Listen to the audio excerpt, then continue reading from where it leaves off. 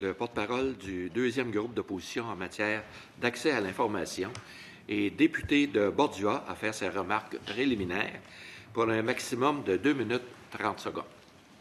Alors, bonjour, Monsieur le Président. Je souhaite saluer tous les membres de la Commission. À premier titre, Madame la ministre, le collègue de Masquinongé, d'Argenteuil, la collègue de Pointe-aux-Trembles, les gens qui nous accompagnent. De remercier également la Commission d'accès à l'information pour le volumineux rapport et un rapport bien fouillé également, donc sur l'accès à l'information que nous étudierons au cours des 4 prochains jours. Puis je remercie également les gens qui viennent nous parler, qui viennent déposer des mémoires également, parce que ça va permettre éventuellement de bonifier la loi, je l'espère, et on est dû pour une réforme depuis fort longtemps.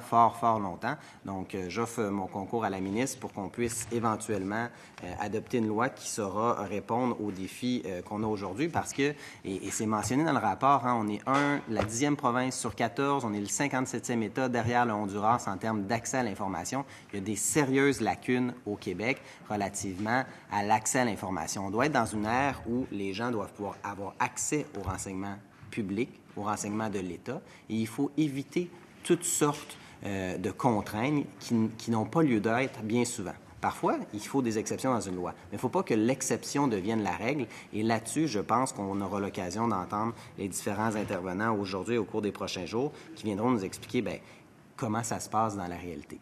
Il y a un autre point que je ne peux pas passer sous silence aujourd'hui, Monsieur le Président, c'est le fling-fang au ministère de la Justice, encore en matière d'accès à l'information.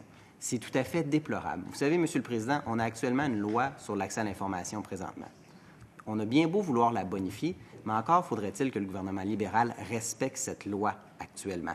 Et ce qu'on constate, et ce n'est pas la première fois, c'est qu'il y a de la manipulation politique au niveau des cabinets politiques, au niveau de l'accès à l'information. C'est totalement inacceptable. Et pour un gouvernement qui veut être le plus transparent possible, Monsieur le Président, on constate que ce n'est pas le premier événement, ce n'est pas le deuxième événement. Il y en a eu plusieurs, il y en a eu au ministère des Transports du Québec, il y en a eu au ministère de la Justice, et on constate que la chef de cabinet, et ça a été rapporté dans les médias, qu'on filtrait les demandes d'accès à l'information pour les députés de l'opposition et pour les journalistes, ce qui, en notre démocratie, Monsieur le Président, n'a pas lieu d'être. Et vous allez être d'accord avec moi, Monsieur le Président, qu'il faut respecter la loi et que le responsable d'accès à l'information rende l'information disponible sans que ça passe par les cabinets. Est-ce que le gouvernement libéral peut enfin s'engager à ça? J'avais questionné la ministre lors de l'étude des crédits à ce niveau-là. Malheureusement, Monsieur le Président, on est encore au même point. Je trouve ça déplorable.